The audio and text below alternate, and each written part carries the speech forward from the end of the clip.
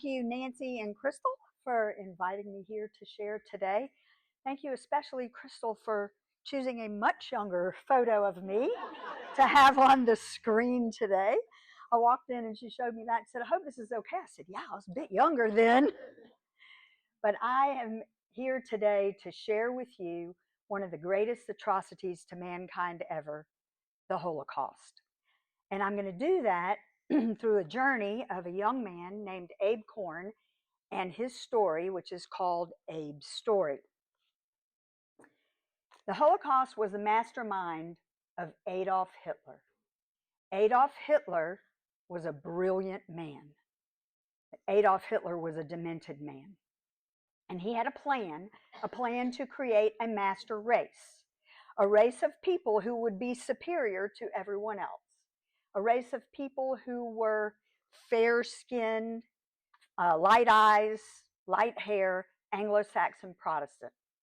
And he knew that that race would be superior, and he wanted to exterminate everyone else who didn't fit that pattern.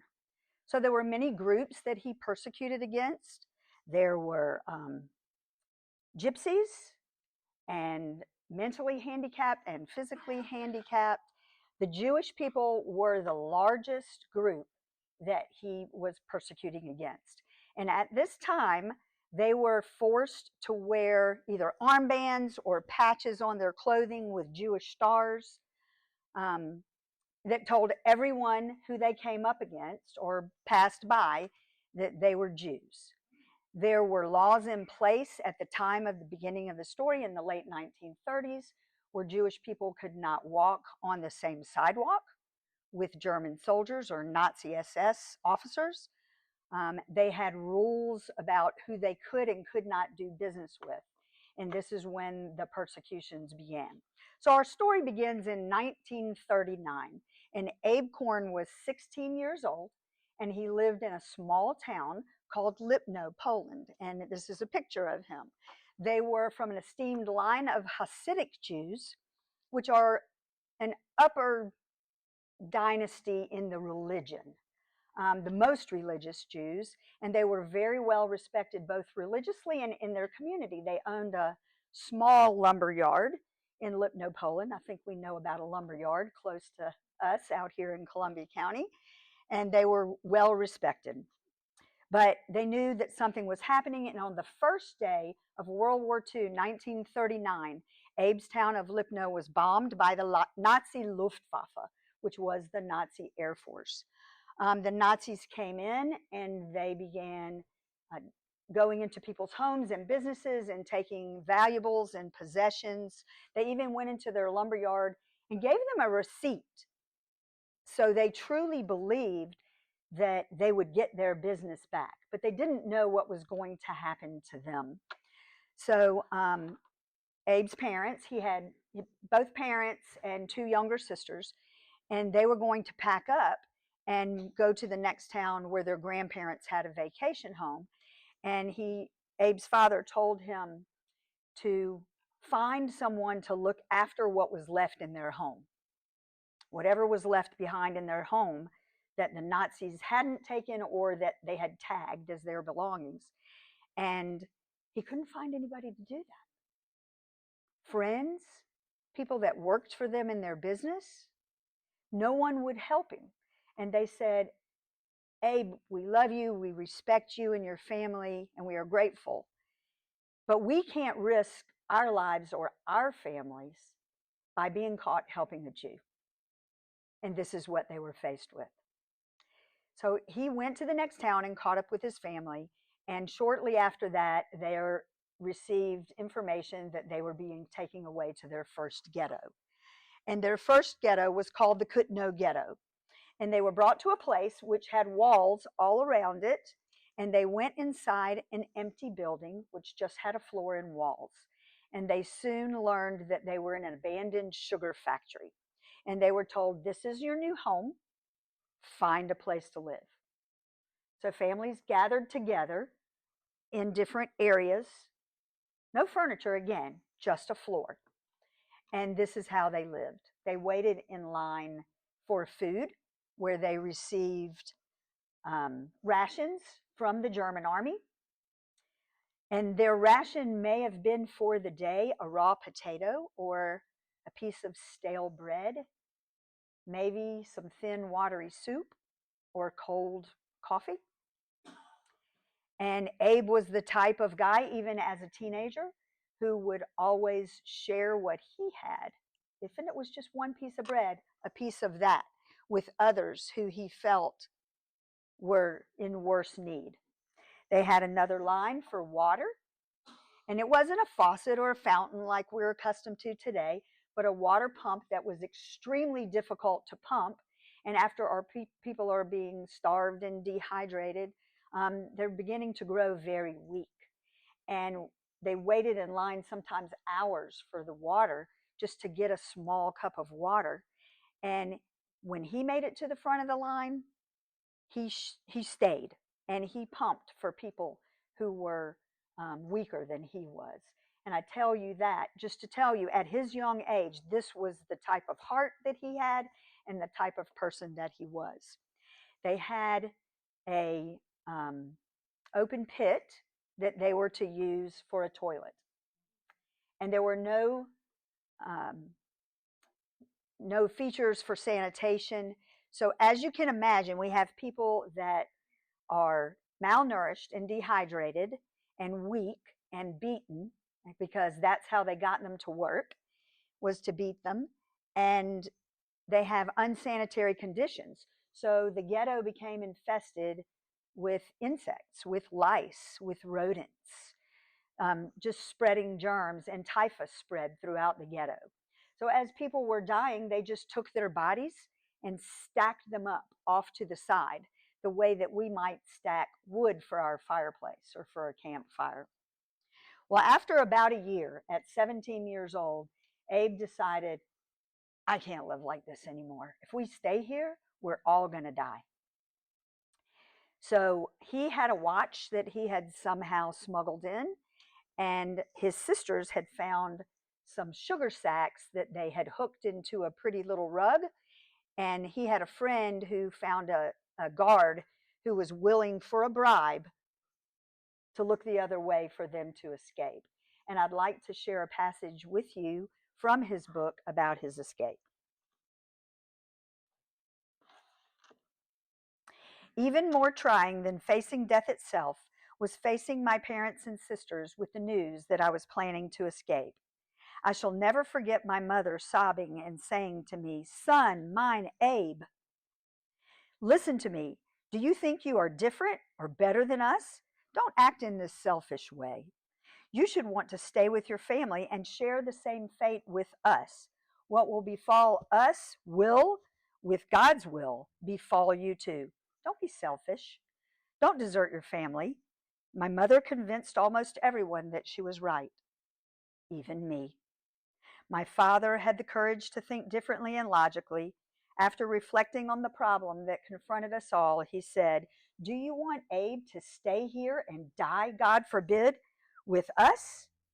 Or would you rather he escape and live, and possibly help us later to escape and live also?" My father's wisdom prevailed and convinced us all that escape was the right thing to do. Without waiting for calm or normality, we immediately put our nervous energy to good use. My mother placed my one pair of underwear, a towel, a shirt, socks, and a pair of trousers into a rucksack. This was my only luggage. My father, who had been following the events without participating, now broke the silence and reminded me to pray often and to remember I had somehow forgotten to take my best pair of shoes with leather soles that I had been saving. I thankfully took them from him and hurriedly placed them inside my pack. Now my family stared into empty space with me, waiting for the 0 hour when I was to attempt my escape. My father was calm and collected, despite the tension that gripped us all. "Don't forget to remove your Jewish star insignia from your coat," he said. "Even though they displayed our revered Star of David, these yellow badges of shame identified us easily to any German, even from a distance, as Jews." to be abused. My heart broke as the moment of departure and separation from my family neared. I ran to meet the outstretched arms of my mother, her frail, weakened form convulsed with sobs as she embraced me and kissed me goodbye. She held on to me with a grip that expressed volumes. It said, "Go." It said, "Stay." It said, "How sad." It said, "How much I love you now and forever." It said, "God, please watch over my son." It spoke the unspeakable. It spoke of a mother's love for her only son. My sisters cried and held on to me as if to hold on to the memory of this moment and to life. My father, who had always been my strength and shield, waited until last to come over. He had a rugged face with a simple, short mustache and a head of premature gray born of pain. He removed his pinched spectacles, fell on my shoulder, hugged me with all his might, and abruptly let go. "Don't forget us," he said. "Don't forget who you are and what our religion teaches us. Watch yourself, and may the Eternal, who watches over all of us, mercifully protect you." I had to summon all my strength to make my feet take me away. I was never to see my family again. I can read that 100 times, and it gets me every time, because as a mother, I can't imagine letting my teenage child go into a world where he was hated, not knowing if I would ever see him again. We've all had parents, and we know, hopefully, the love that we felt from them. And that was really, really, really hard time for all of them. So their escape was successful, and they walked to a neighboring town that had an open ghetto, and it was called the Krasnowice Ghetto. And in this ghetto, they were allowed to go out and work for Germans for a small wage, but they were still prisoners in the ghetto. Excuse me. And Abe and others would take the small wage that they got, and they would buy food to smuggle back to the first ghetto through a black market system. So there were trucks or wagons that were going to the other ghetto with supplies, and they had this system where they would send the food and non-perishable food items and put them under the straw in these wagons and under blankets so that they wouldn't be seen, with notes of who they were going to, hoping that they were getting excuse me, to the right people and weren't being stolen. So this continued for a while, and then Abe and his friend were caught. And these Nazi soldiers said to them, "Who's running this black market system? We need to know." But they knew they were in trouble either way. And if they told who was running the system would stop. And they weren't going to risk that, because they wanted people to keep being able to send food to families in the other ghetto where they had food to eat. Well, those two Nazi soldiers took Abe and his friend, and they had a horse-drawn wagon. And they made them run beside the horses while they whipped them with their horse whips and laughed. And they would collapse, and they would pick them back up, throw them on the back of the wagon, go a little bit farther, and when they thought they could do it again, they made them run next to those horses and whipped them all over again, until finally they left them for dead. Well, fortunately, Abe wasn't dead, and he awoke in a pool of blood in a jail. And when he learned what town he was in, he knew he had family there. So he went and stayed with them, and some friends got milk and oranges on the black market to help him to heal. And of course, once he healed, he was right back out there looking for work so he could help his family that he was staying with.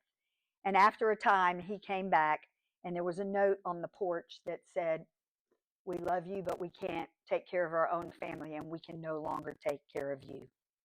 So he found somebody who would take him in, and he continued to work. And then there came another notice that people were being on a list taken away. And they were packed into cattle cars, so train cars that were used to transport cows. And so there was nothing on the bottom except for straw and openings at the top for the cows to be able to breathe, and that was the only air they had. They couldn't really sit because there were so many people in the train cars. And they had a bucket maybe in the corner that they could use as a toilet. And this is how they traveled and carried their prisoners from place to place throughout the years. And he was taken to a place called Camp Hart, and it was his very first concentration camp. And they did have beds and pillows, but he soon learned the harsh realities of concentration camps because they were there to be the Nazis' workforce. And that's all that mattered. And that's how he learned to live, that it was what he could do for the Nazis that mattered, and he needed to do it to survive. So I say he learned to play the game. He learned to play the game. They were beaten and whipped if they were told to go in line. They were beaten and whipped when they had to go to a work detail or to eat. They were lined up before 6 o'clock in the morning, and they had to stand in straight line. And if someone was late to roll call, they had to watch while that person was whipped. And if someone was caught trying to escape, they hung them and made everyone stand at attention and watch as the body dangled from the noose. So not only were they abusing them physically, they were abusing them emotionally as well. After Camp Hart, he was there for almost a year. He got his name was on another list to go to another concentration camp, and he arrived in winter in February of 1942. And he said when he got off the train car, it was Poland, and it was frozen, and there were people running around, crazy, emaciated bodies in bare feet in the snow. And he said it was frightening just to see what was there facing them. And this time they didn't have beds, but there were barracks of shelves just nailed into the wall, pieces of wood, lumber, nailed crudely together on shelves that were stacked, men together, women together, and no blankets, no pillows, and this was no way to live. Unfortunately, people were very sick and dying, and those on the bottom bunks had to suffer from those who were sick in the upper bunks. And these are horrible stories to share, but they're very real. And we need to know that this is not just a story from a history book. This is how these people were living. Every camp, the Jewish people were the biggest groups of prisoners, and they just died and pushed them aside, or they burned their bodies. Well, when he decided he couldn't take this life any longer, he devised a plan for escape. And remember when I told you that his mom reminded him to pack a pair of shoes? He used those as a bribe to get on another transport list. And this time it ended up being a regular train car, which was a mistake. But he got to travel by train, and for just a little while was treated as a human being. And he was taken to a camp called Camp Dretz, and it was a civilian work camp where civilians from the town would come in and could use the prisoners as their laborers. And they would come in and say, "I need a bricklayer," and everybody raised their hand. And they'd say, "Okay, I'm going to pick you and you to help me and learn." And then he would come in and say, "I need bakers, and I'm going to pick you and you." And every day Abe raised his hand, and he wasn't getting selected. I'm not really sure why. Was it just fate? Was it, he was very small, 5'4", but remember, he was 16 when this started, maybe 19 now, and did his growth get stunted because he was malnourished? We'll never know the answer to that, but he wasn't being selected. Finally, there were only a few people left. Somebody came in and asked for an electrician's helper. He raised his hand and he was selected. And this man took him and he introduced himself and he said, Abe, I don't agree with what the Nazis are doing, but I can't speak out against them because if I do, not only could I be killed, my family could be killed, and I can't risk that. But while you're working with me, I will teach you a trade, and I will treat you with respect as long as you treat me with respect. And that's how it went. And for 14 months, he learned a trade. He became an electrician's helper, and it was very valuable time to him. Some of the guys in his bunk, they said, hey, if your boss gives you food that you can bring back, don't eat it all yourself. Share it with us, and we'll do the same thing. Well, guess what? Abe's boss invited him to his lunch table with his wife, with his family, and he was able to eat full meals. He also invited him to his mistress's home to eat with her and fix things at her house, which I thought was, one little bright spot in the story there. But every day he sent him home with some type of food. And he'd get back, but he was the only one bringing back food. And he would share it with his bunkmates. And he later found out they were getting food too. They just weren't sharing it with anyone else. So again, that story is just a story to show you what type of young man Abe was and why he wrote a chapter in his book entitled Good Germans. After everything he went through, he knew that not all people were evil. Well, one day his boss said, Abe, we're not going to work today. We're just going to be friends. I've learned that your name is on a list to be taken away again. And they spent the day together having a picnic in a park, treated with dignity, and they hugged, and he went back, and he was, yes, traveling by cattle car again, this time packed so tightly in the cattle cars that no one could even move. And they traveled 3 days and nights in these cars without stopping. And he said the stench, if somebody died, they just died in the train car. And there was nothing they could do with them because there was no space to move. And after 3 days, the train car stopped and the door was thrown open, and he wrote that he couldn't wait to breathe fresh air. But when he got out of the train car, he was met with the most horrible stench he had ever smelled in his entire life. And he got off and he saw guards, Nazi guards with bayonets on the ends of their rifles and attack dogs on the ends of leashes waiting to attack, and a building in the back with a chimney emitting smoke that was that horrible stench that he was smelling. And there was an iron arch, and it said, Arbeit macht frei. Work makes you free. He was at Birkenau, the landing center for Auschwitz concentration camp. Auschwitz was a work camp. Auschwitz was a death camp. The prisoners had to pass selection. And the first point of selection, someone just took one look at them and said links or recht, which was left or right. And if you were told to go to the left, you were selected to live. And if you were told to go to the right, you were given a bar of soap and a towel and told to go to the showers. Disrobe and go to the showers. And they were communal showers, and they closed the door and locked it. And instead of water coming from the shower heads, was gas. And they were mass murdered from gas in the showers.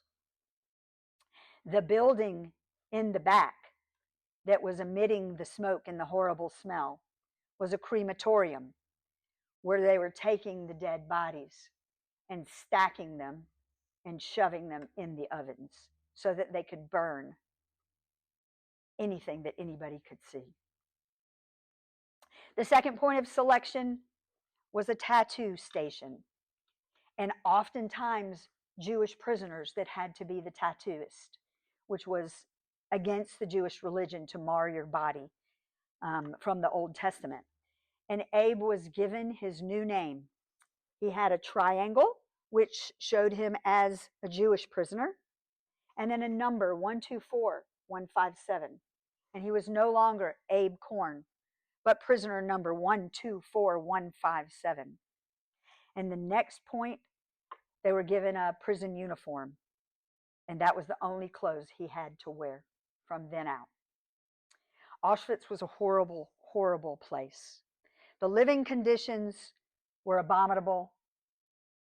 The torture was atrocious. They were often made to stand in line, dig ditches where they were shot and killed execution style, and their bodies fell into the ditches. And the next row of prisoners, same thing. And then the next row of prisoners had to take the dirt and throw it over their bodies. It's a horrible, horrible way to live, and not anything that we can imagine. So we're going to move ahead to January of 1945, 18 months later, and the Russian front was nearing. We started our journey in 39, in September. January 45, the Germans knew that they had to get rid of the evidence that was in the camps, that was in Auschwitz, before the Russians got there. So they started on one of many death camps out of Auschwitz. Those who were too weak to travel were left behind, and those that could go, could walk, were forced to line up in rows of 5. And this is how they left Auschwitz and marched through the Polish countryside. They traveled 145 miles, 180 miles, I'm sorry, in 45 days. They were forced to sing German fight songs. They slept in fields along the way in snow and ice, or they took over local farmers' barns. And as they died, they were just left to the side. So this is how they were traveling in the death marches out of the camps. And as they died, they just left them to the side. Here again, when someone needed strength more than Abe, he would put their arm around them and help them to walk, or share his one potato that he had. The last 3 days of the journey, they were taken again by cattle car. And when they arrived at their destination, which was in Weimar, Germany, Abe's feet were so frostbitten, and he just knew that he had gangrene, and they were at Buchenwald concentration camp. And he was laying there in the infirmary thinking, this is it. I've made it through all of this. I'm going to have my toes amputated. If I can't work for the Nazis, they're going to kill me.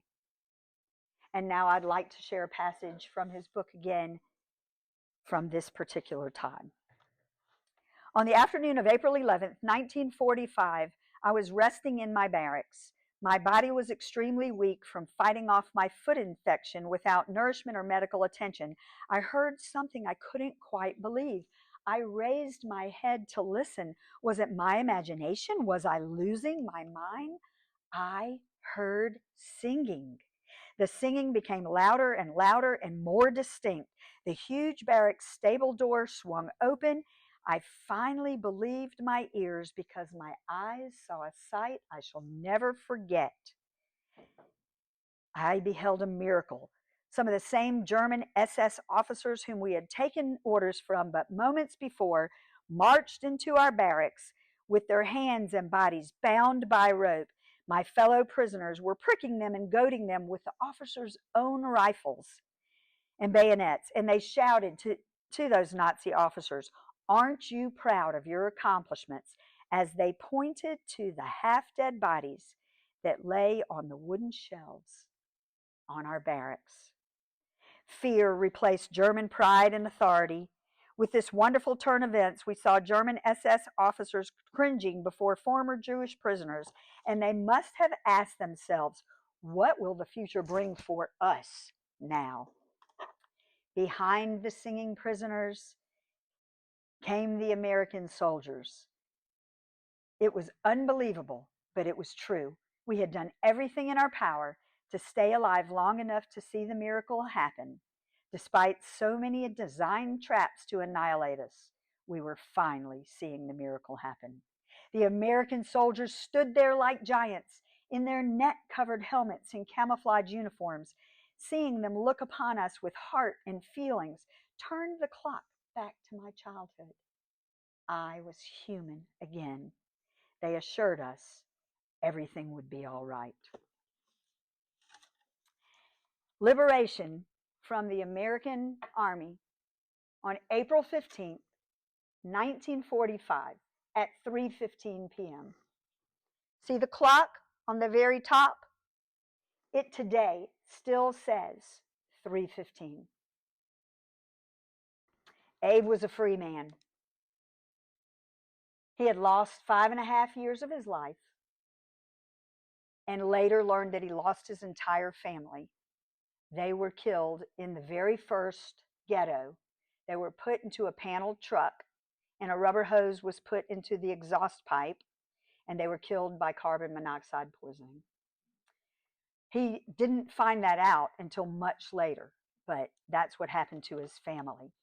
So the Allied forces provided for the displaced prisoners, the displaced people, and gave them housing and food and clothing. And so he was with a group of young men that lived in a Nazi officer's boathouse on a lake. And they thought this was great. They took away their house and we get to live there. And the other guys said, hey, we're going to live off of them for a while. We're just going to chase girls and drink beer. Isn't that what young men do? And Abe said, you know what? I never got to finish school. And I want to do that. And I want to work and make a life for myself. And that's what he did. He went to a polytechnic school, finished his training to get certified in whatever electricians do. And during that time, he met a young lady. And he thought, you know what? I like her. I'm going to ask her out. And he asked her name. Her name was Ellie. And they became friends. And he went and knocked on the door. And he said, hi, my name is Abe Korn. I'm here to see Ellie. And they said, oh, well, let me see if she's available. And came back. I'm sorry, she's not available. He said, okay, I'll come back another day. And he came back another day. And he was met with the same response. And you think the man gave up?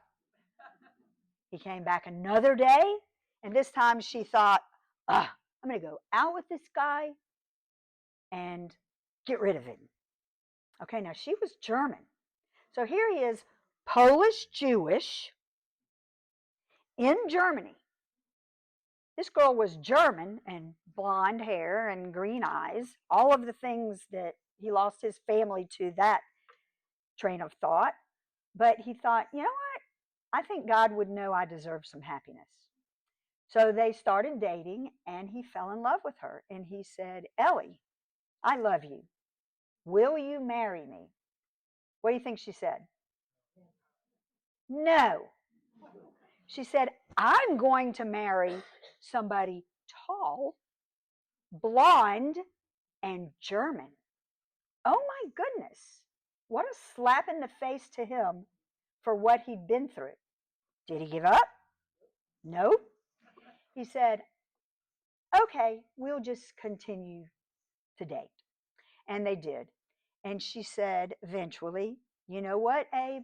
I do love you and I will marry you. And he said, okay, great. This is wonderful. But I need you to do three things.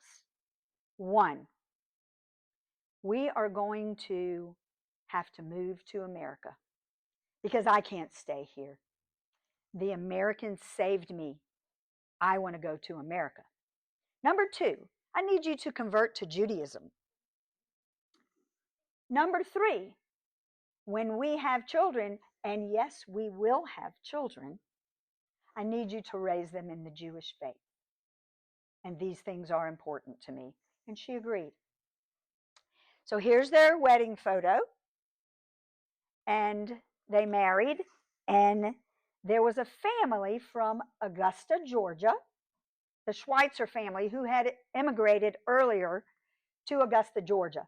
But the son, Bill Schweitzer, who owned Riverside, the family owned Riverside Glass, was friends with Ellie's family. So the tangled web we weave. And when they visited this town in Wetzlar, Germany, he used to get things and smuggle them back to the United States, and then from the United States back to Germany in big trunks under a false bottom. And Abe met him and he said, hey, I want to go to America. I'll go to your town. Can you do that for me? And he said, well, this is really hard to do, but we'll do it. And he went through and got the proper paperwork and had to prove all the things. And here's an example, his paperwork. And he went to the place where you had to go and get everything approved. And you're not going to believe this story. The lady at the desk looked at it and said, Augusta, Georgia. And so it was Abe and Bill Schweitzer. Augusta, Georgia. Do you know J.B. White's? It's like, we're in Germany.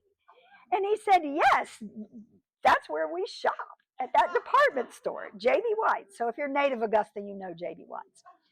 Anyway, things were falling into place. So he didn't tell Bill he got married to Ellie, so he thought they were still dating. And so he brought Abe here to Augusta, and he lived with the Schweitzers for a year in return for room and board. And eventually said, I married Ellie. Can you bring her too? And boy, was he mad at Abe.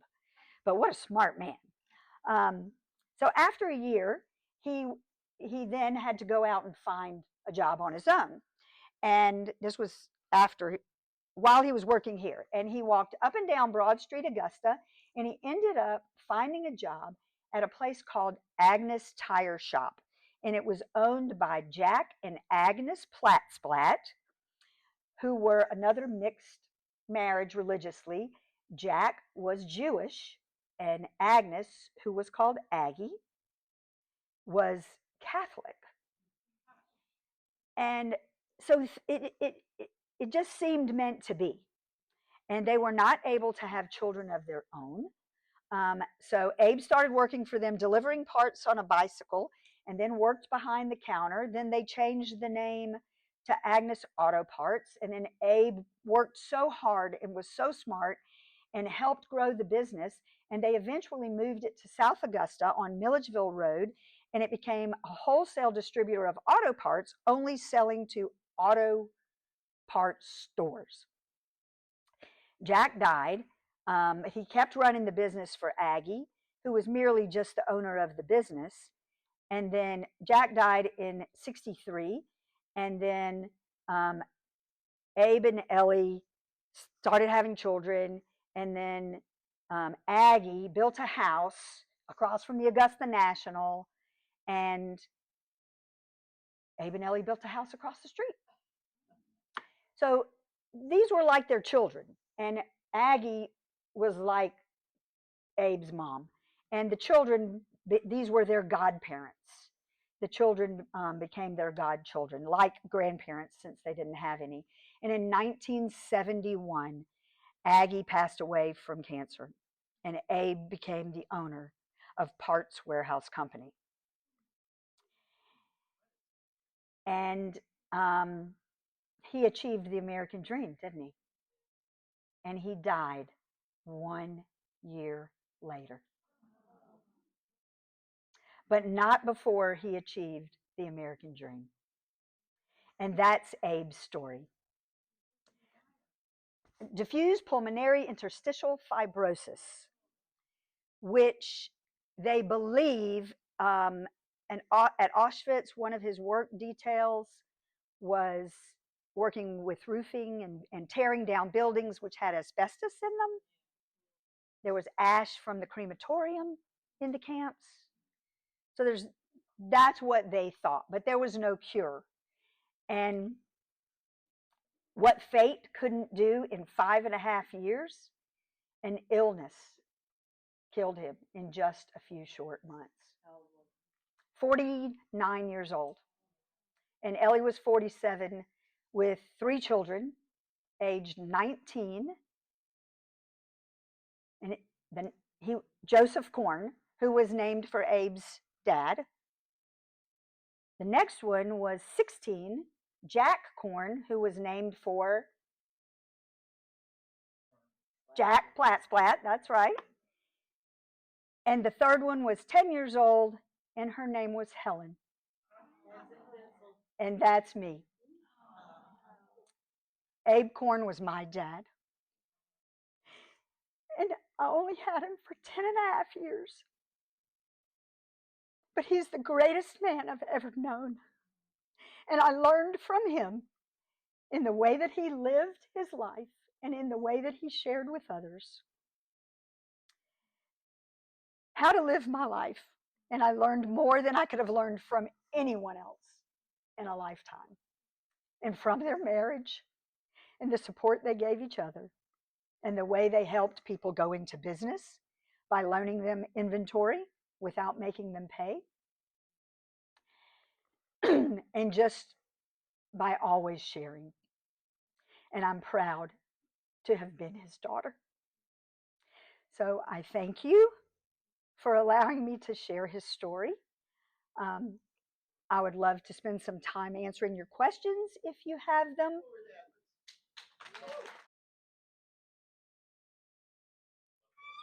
It's on the corner of Camelot Drive and Eisenhower Drive. What was his name? Okay. Right. Thunderbird, yes. I remember going, I was 4 years old when we moved there. But I remember when it was being built, and that's the house that built me. So the house stayed in our family after our mom died in 85. My brother and his family lived there. And then they sold it many years later, raised their 3 kids there. They sold it. And recently, whenever I go to Bedford Nursery, I like to go that way so I can pass the house. And somebody was out front washing a car, and I stopped and I waved. And the guy came to my car. I said, "Do you live here?" And he said, "No English." And so I told him, "House, me, my room." And he said, "Oh, su casa." I said, "What do you do here?" And he said, "Augusta National." So maybe it's one of the subsidiaries of the National that has now ownership of it. And people live there from them. Jan. Yeah. My neighbor from growing up across the street. I just want to share with you all, we moved to Augusta and lived across Eisenhower from Helen. We grew up with Helen. She was this big, though. She was the tiniest cheerleader at Westside. She always got on top of the pyramid. But I just want you to know, this little girl, her daddy loved her so much. Yeah, I'm going to too. She had a second balcony room at this beautiful home with French doors. I believe she had a canopy on her bed. I didn't have a canopy. She had her princess phone in her room. I will just tell you, this little girl did not want for anything because Abe was not going to let her want for anything. I don't believe I ever met your dad. I know how much you loved him. You know, it was an honor living across the street. We have very happy memories. Yeah, back and forth. our National Hills home has also been purchased. You told me that. For gardeners. But it was a joy. And I have learned so much about the Jewish faith from you and from the Estros. And I'm so sorry this happened, and it can never happen again. Never again. And that's what we say, never again. General Smith? Helen, I've read your book. My wife's book club is going to use it this coming year. Great, thank you. For my grandkids. I recommend it to everybody in this room, and anybody who's involved in a book club. It is a wonderful book. I'm a speed reader. I read hundreds of books, and it really moved me. Thank you so much. Thank you. Thank you for saying that. Right here in Augusta, you have the Augusta Jewish Museum, which has a Holocaust section. So, and he's featured there. And he is featured there. And next week, I'll be in Poland, and I'll be going to Auschwitz, and I will certainly think about your dad. Thank you.